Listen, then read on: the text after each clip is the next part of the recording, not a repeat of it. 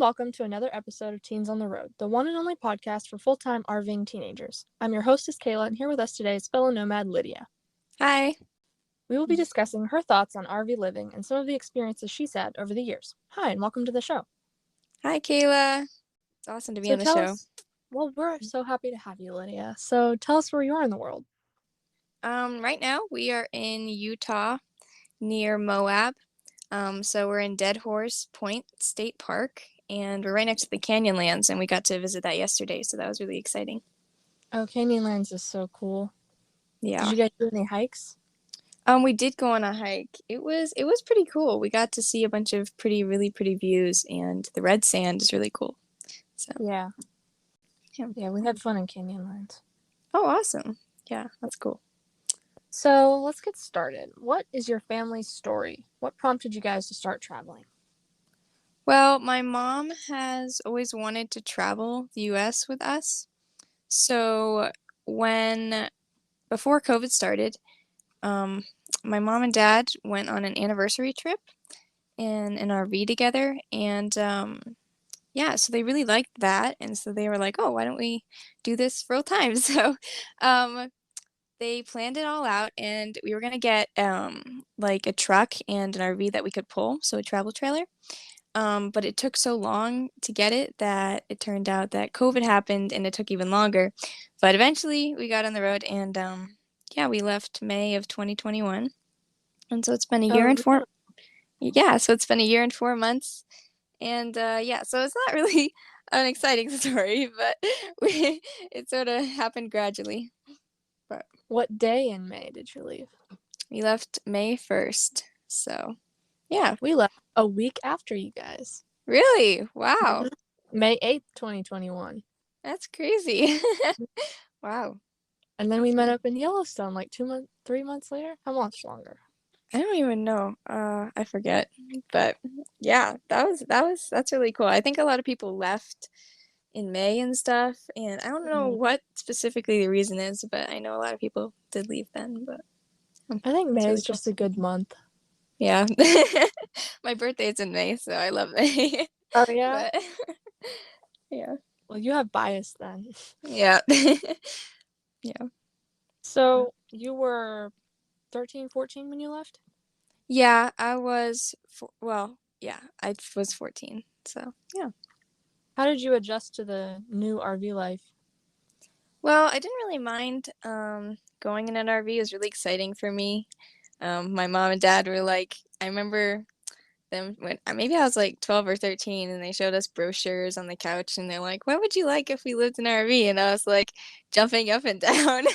I was so excited because we lived in Rhode Island, and it's a small state, so it's really small and cramped, and and I didn't really have many friends there, so I didn't have good friends, so I wasn't like attached to it that much. So I was really excited to shop for all the RVs and go on all of them, and head out on the road. So that was fun. You didn't have any strings attached. Yeah, right. Free as a bird. Yeah. Yeah. We actually picked up our RV in Rhode Island, so like we might have passed by your house or something. Really? Wow. That's cool. Huh. Awesome. So, was there something you thought you would hate but ended up liking about RV life? I know you said you were super excited about it, so there might not be anything.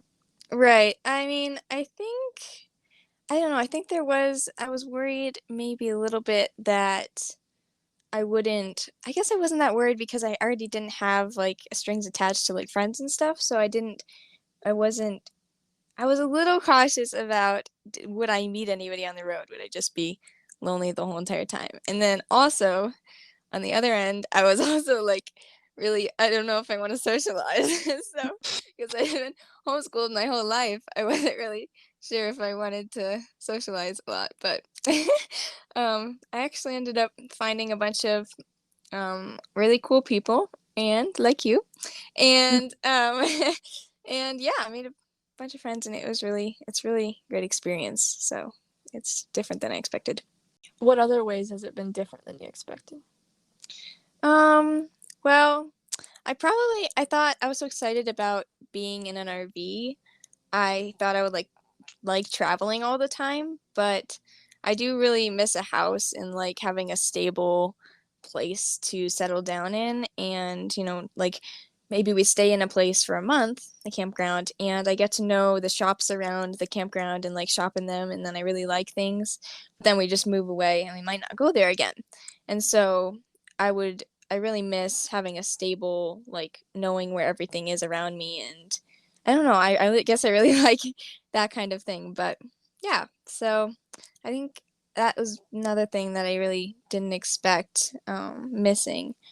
And I really miss snow. That's like my family jokes about. I miss snow a lot because we lived in Rhode Island in New Hampshire, and snow was regular there, and I just miss it a lot because we don't. My mom tries to stay away from the cold, so. Mm.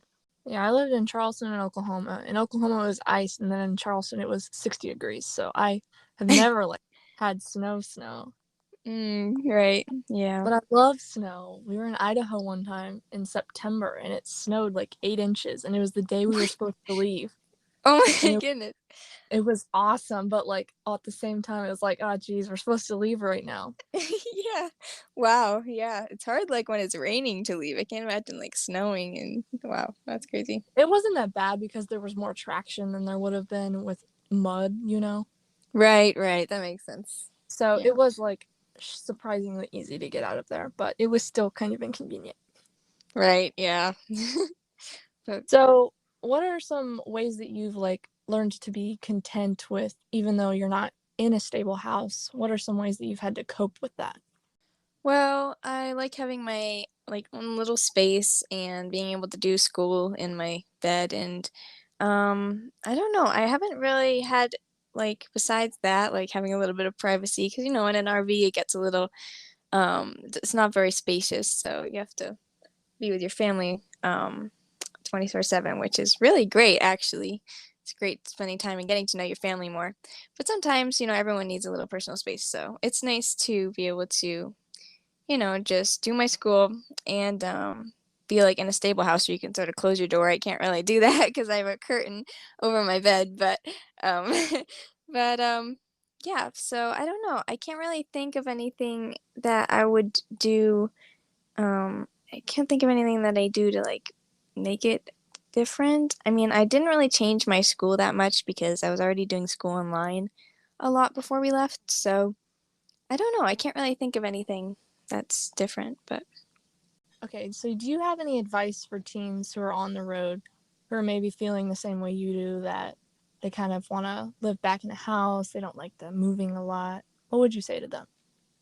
well, I was thinking about this and I was thinking that like maybe if for a person who's just starting out on the road, they could make a list of all the things that they love in having like a house lifestyle, make minimize it, but making it so that they can still do all the things that they love, and maybe like present it to your family or your parents, and then maybe they can make room for those specific things in your life that you really enjoy and make you happy. Because especially as a teen, it can be hard to adjust, and especially with like going to be in high school or beginning or being in high school, it's hard to be make friends, or if you miss friends, like for instance, if you miss friends, you could put that on your list. You could make plans to FaceTime them every week or something like that, or I don't know, if you really like something stable about the house and your family can make that work for you. I feel like that might be a better idea so that, you would get a little bit of something that you really enjoy and sort of like your me time that you really that you really like doing. So, I don't know. Yeah. So, like, make a list of things that you really love doing that you were more able to do in your old life, but you'd still like to be able to do now. Yeah. Yeah. Right. That's pretty good advice. I like that. All right. What, Thanks. Lydia, is a place that you or experience that you will never forget in your life? Hmm.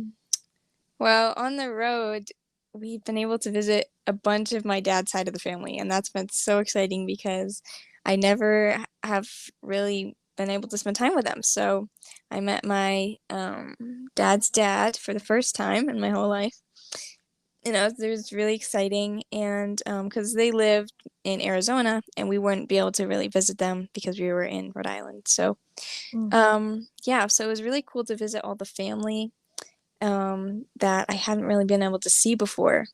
And also like cool new experiences that we got to do. Like, since we're going places, it's not like, oh, we're in one place, we don't have this around us, so we can't do it. It's more like, well, we're going this place, maybe it has it there. Like, you have sort of more options to do exciting experiences. And so I love doing like thrill things like roller coasters and I don't know, I've on my bucket list is pretty crazy.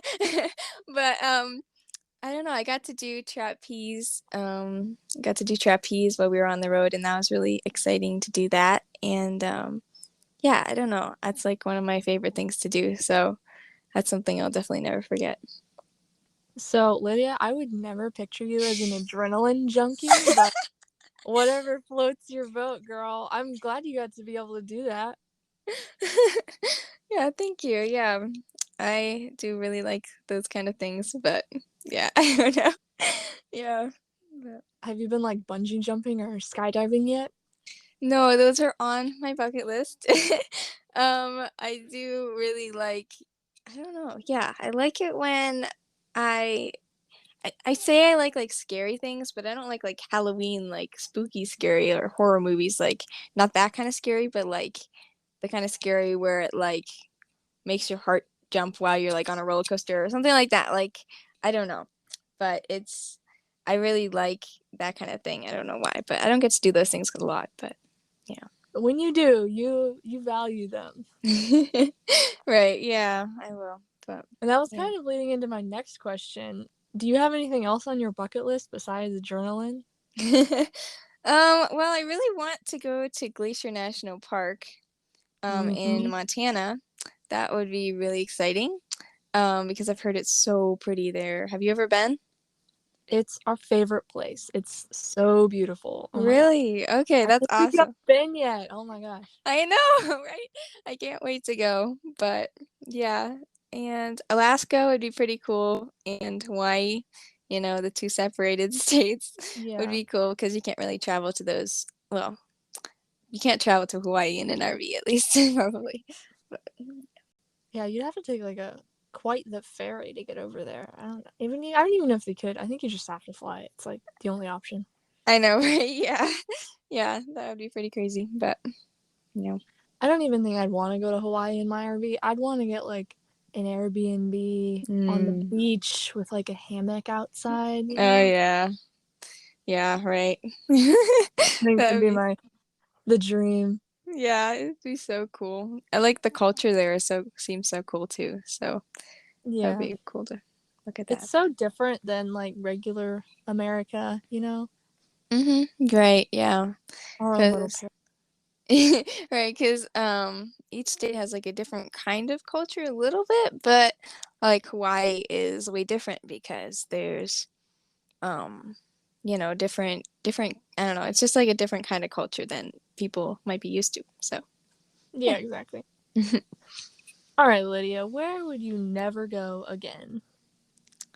Well, to be honest with you, I would probably not go to Key West. I know a lot of people love Key West, but I don't know. It just wasn't for me, I guess. But I guess maybe I just went in a different time because it was really busy there and because it was in the winter and everyone wants to go to Florida in the winter, but yeah, I don't know. Maybe I just had a bad experience, but I probably would not go back to Key West. Yeah. Yeah, it was very frivolous down there. Yeah. So, Yeah. what in particular made you not like Key West very much? Um, well, probably all the um I don't know. I guess it was just busy and there's some sketchy parts. And there was also I don't know, a lot of like casinos and stuff and I don't know, I guess that's just not my kind of jam, my kind of town that I Not. like to tour around, but I Yeah, don't know. Yeah. I get that. And it's like hot all the time. Right. No snow. Yeah. And like the RV parks down there have like a hierarchy. Like if you don't like come every year, you don't get the best spots. Yeah, right. It's not. It's so weird. Yeah, yeah. The keys are always like packed with people. Right, Yeah. because like we went to one and the people who got the beachfront sites had been booking those sites a year in advance for like 5, 10 years. Oh my goodness. Wow. Yeah, that's crazy. Yeah. You have to be a committed customer in order to get the best spots. Right. Yeah. Right. Okay, so if you could, what would you change about your RV setup?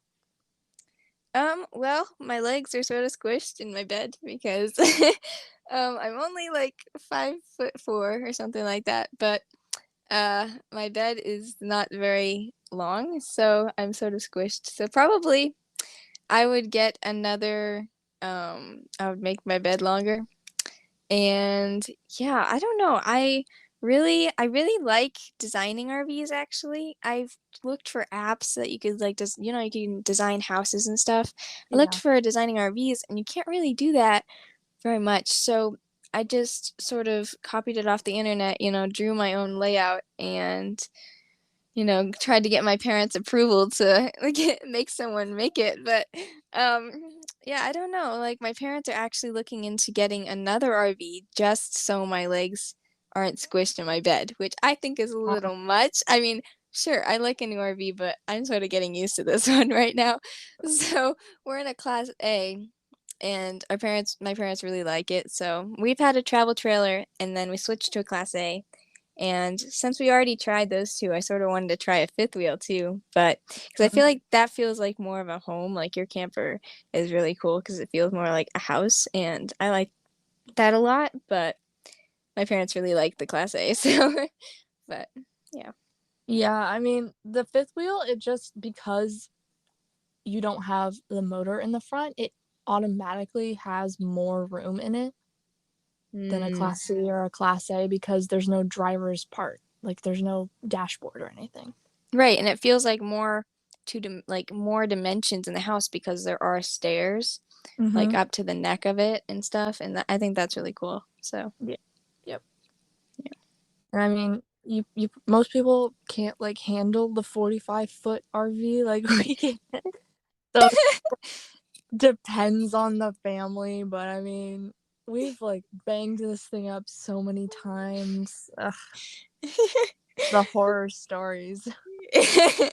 Yeah, right. I know there are so many in an RV life. It is crazy, but Do you have any horror stories? um, well, when just mostly, I don't know. Whenever we get a new RV, it happens that we happen to be driving home at night. The first RV that we got, we drove home at night and we had no idea. We'd never driven. My dad had never driven an RV before. I mean, it was a travel trailer, so he was pulling it behind the truck, but still, I mean, it's Yeah. sort of hard to handle, especially at night.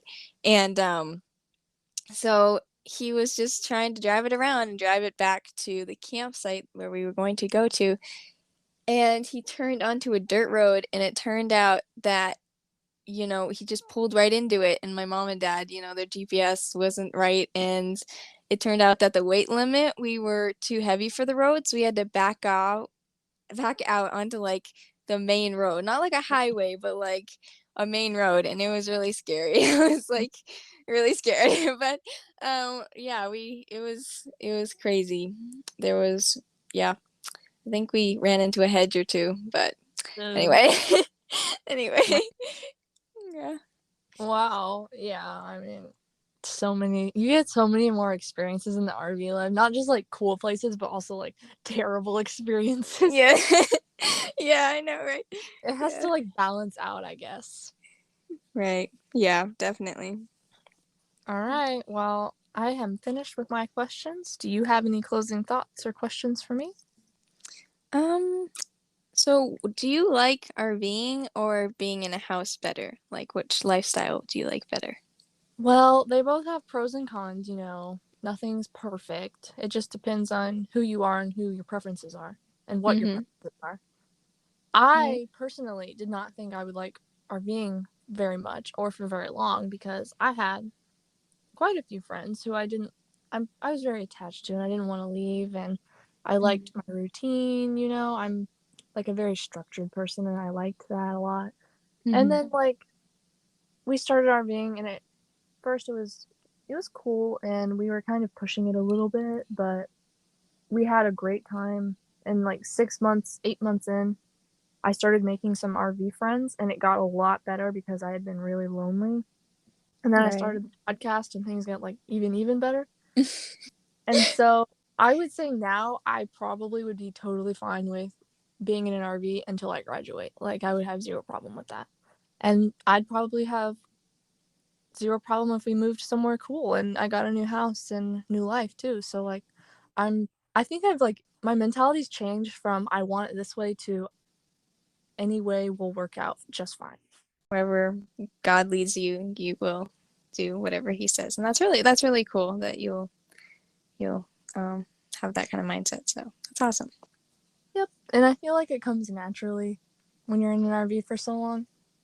But maybe Right. for you, you're just like you're like, yeah, I mean it's cool, but I would like still like to live in a house, you know. I get that too. Yeah, yeah. I mean, I Everybody don't has different preferences. know. Right, yeah. I don't know. I don't know, but yeah. All right. Do you have anything else, Lydia? Nope. Well, thank you for joining us today, Lydia. You're welcome. I'm glad. Thank you for having me. Of course. And thanks to all you nomads out there for listening. If you want to be on the podcast, say hi or follow us on social media, check out our link below. And be sure to share Teens on the Road with your friends. Thanks again for listening and have fun out there.